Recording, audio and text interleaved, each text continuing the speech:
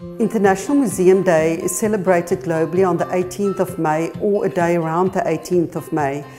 It started in 1977 and it's the 44th year that it's in existence. It is to make awareness for our public, to make them aware of museums and the importance of the museums in our country and worldwide. This year we're looking at the theme Recover and Reimagine of our future of our museums. The Rust-en-Vrede Museum, where we are currently at, has been restored by the City of Cape Town to the value of 3 million rand.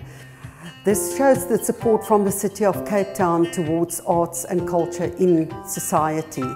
We would like to invite you to the Clay Museum at the Rust-en-Vrede Museum building, and thereafter there's regular exhibitions that is taking place to show the awareness of art in Cape Town.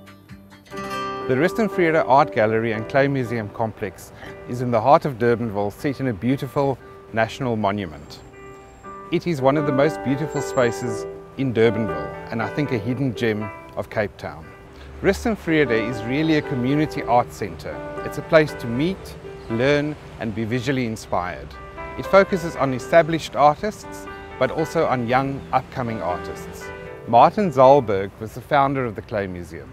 And the Clay Museum opened in 1986 and was opened by Esaias Bosch, a very well-known potter in South Africa. The collection housed in the Clay Museum is mainly a contemporary collection of studio pottery in South Africa.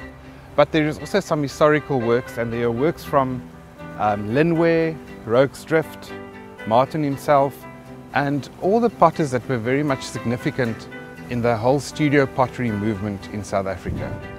The collection is mainly contemporary South African, but we also have some international works, and one of the pieces in the Clay Museum is by Bernard Leach, who is considered the father of British studio pottery. So it's a very important piece in the Clay Museum. At the moment in the Clay Museum there is a collection of showing the works of potters that work in very specific methods.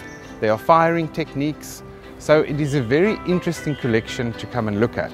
You'll see salt firing, you'll see smoke firing, you'll see reduction wear. Everything that is done in ceramics can be seen in this museum.